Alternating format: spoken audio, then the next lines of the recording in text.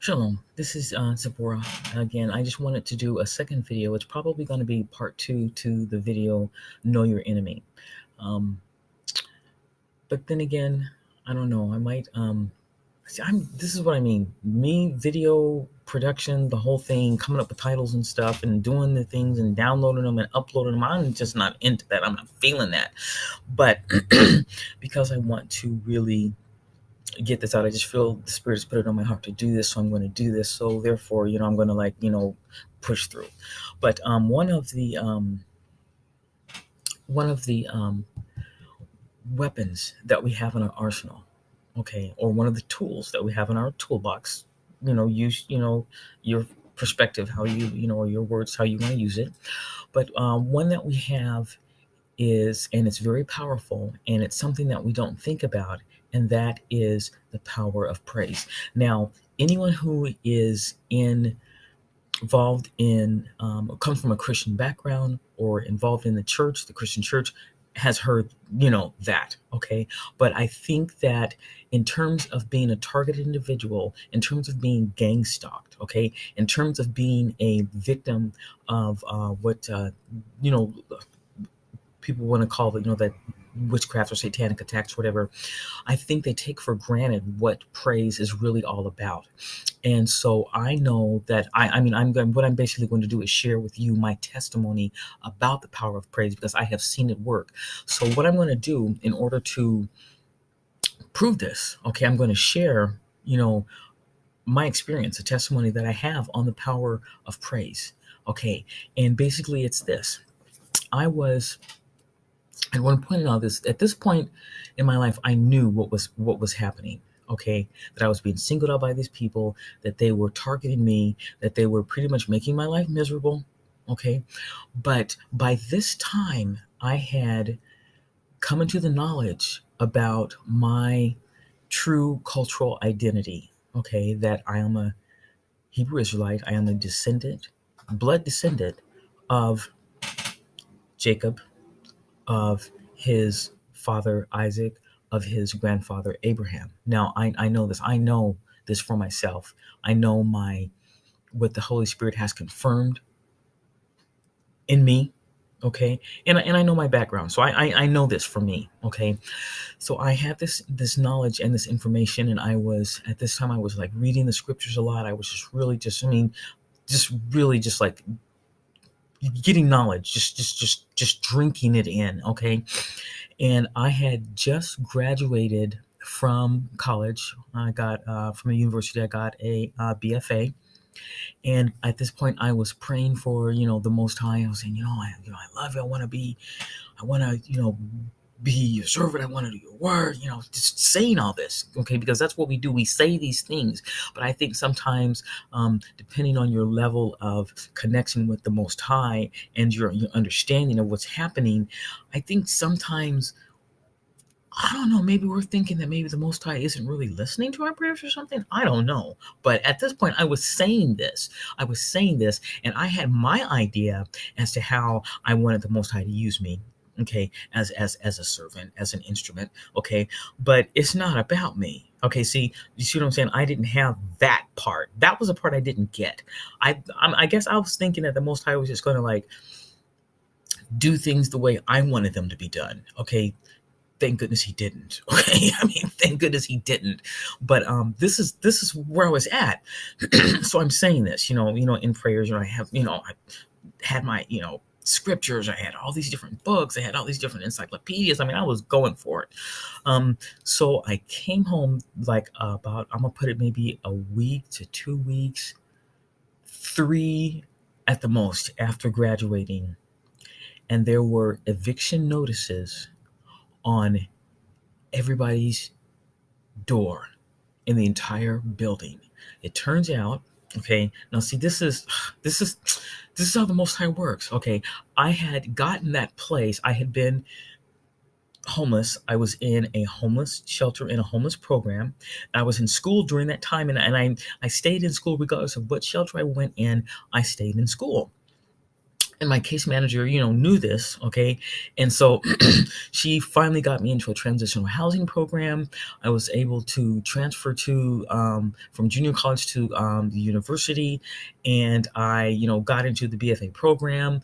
I, graduated. I was able to take over paying for the unit. I mean, things were like, looking up.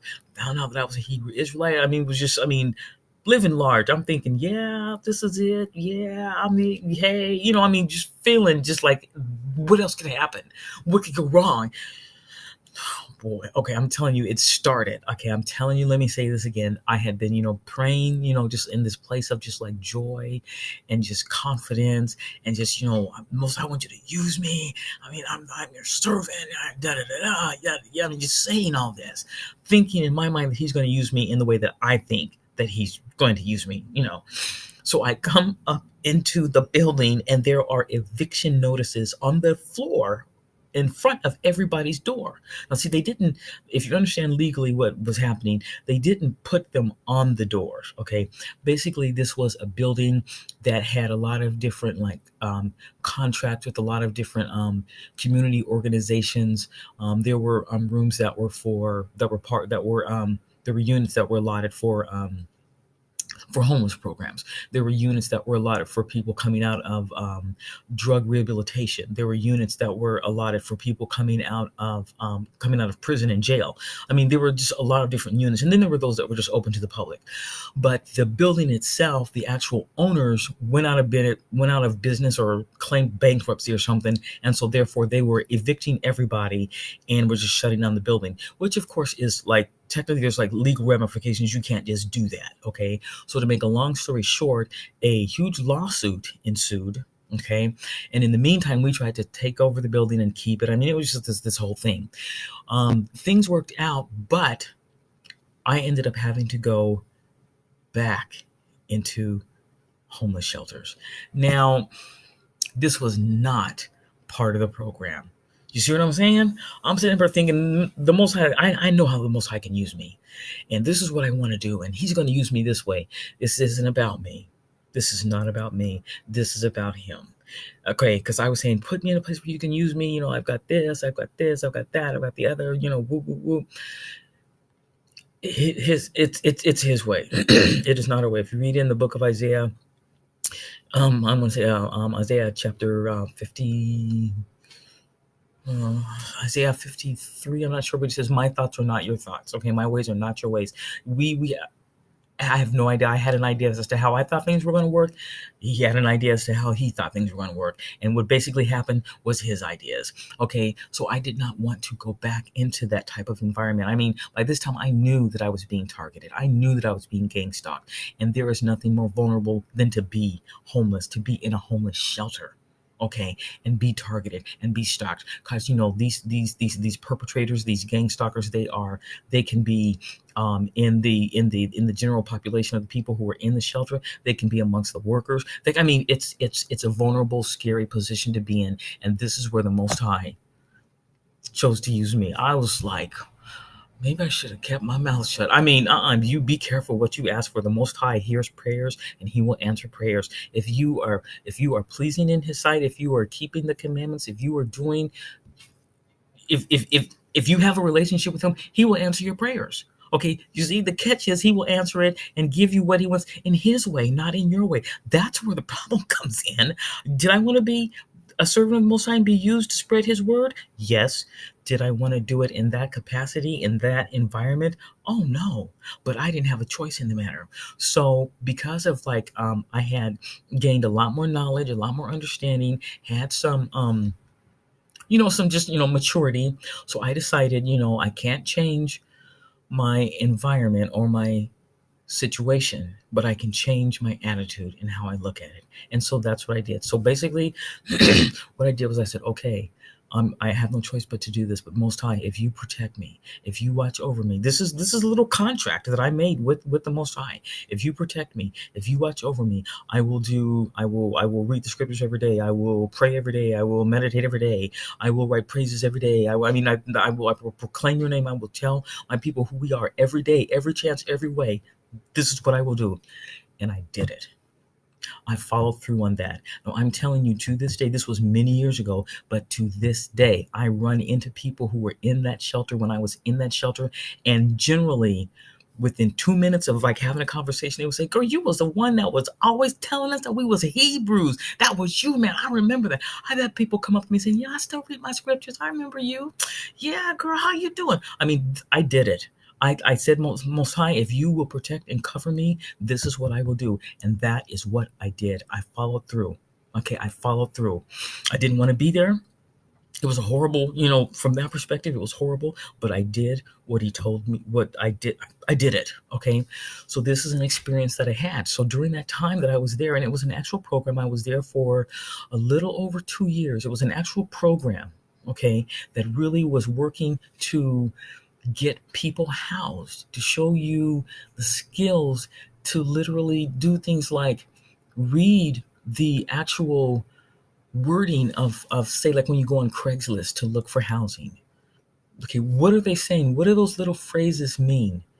How do you talk to them? How do you ask questions? How do you carry yourself when you go to view the house? I mean, what's your credit history? I mean, an actual program, okay? So the Most High knew what he was doing, okay? When I first was homeless, I didn't get it. I was like, I thought you were gonna, why are you doing me this way? I mean, I didn't get it, okay?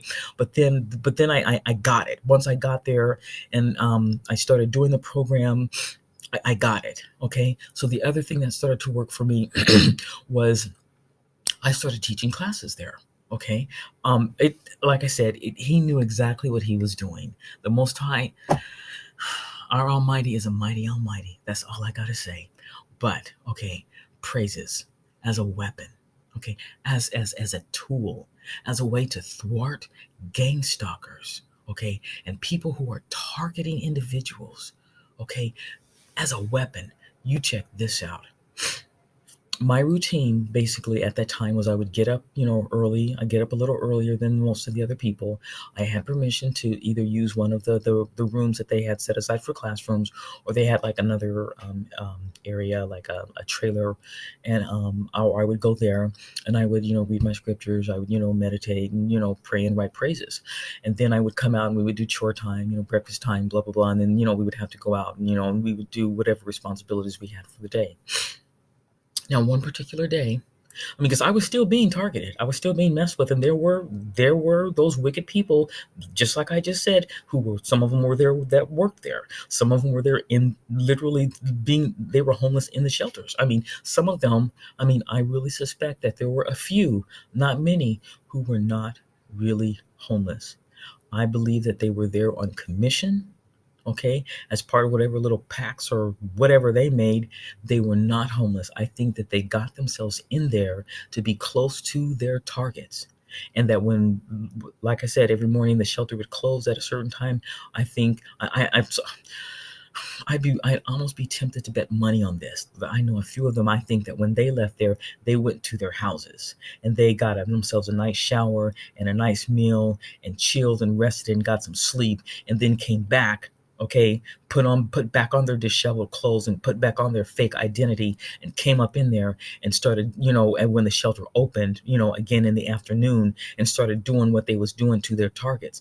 I'm really, trust me, when you really start really looking at the tactics of the enemy and what they do, then you would know that what I just said is really not that far-fetched. Okay, that people would be that committed that they would literally pretend to be homeless to get into a shelter so that they could be close to their enemy to torment them.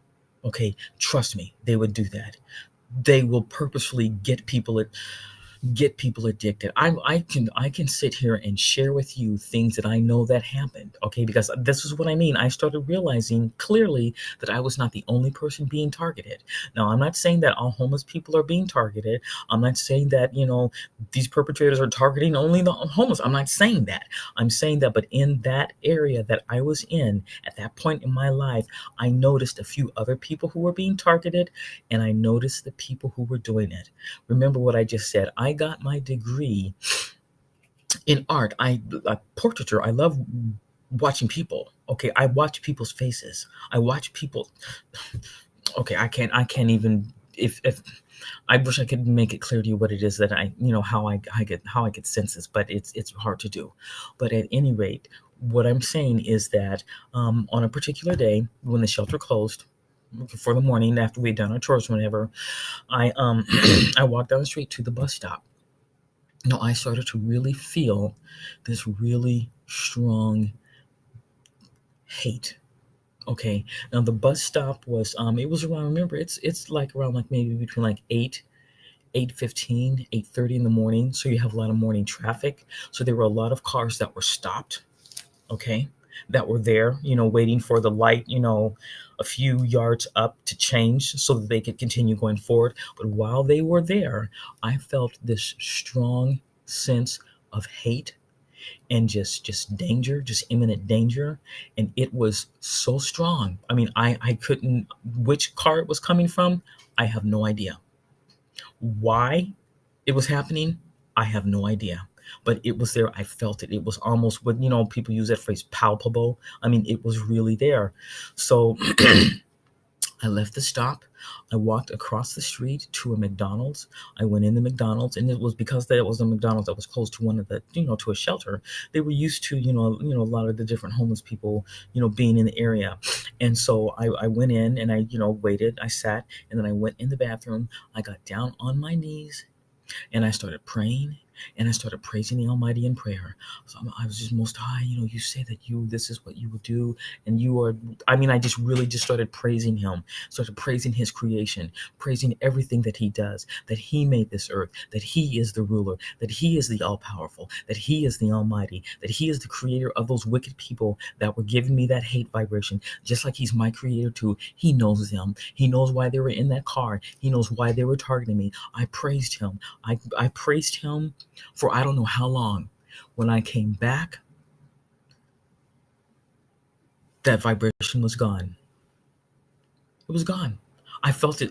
It was gone. That sense of danger, that sense of hatred, of being hated and just having it come at me. It it was with me when I was at the bus stop. It was with me when I walked across the street. It was with me when I went in that McDonald's. It was with me while I sat there and waited. It was with me when I went in and knelt down in prayer. And in the midst of that prayer and that praise, it lifted and was gone. I walked right back out. There was no hatred, no vibration coming from inside the building. Walked across the street, the parking lot across the street. No hatred, no vibration. No vibration at that bus stop. You explain that one to me. Okay, you explain it. Now I'm going to share this praise with you. This is from the book of Psalms, chapter 7.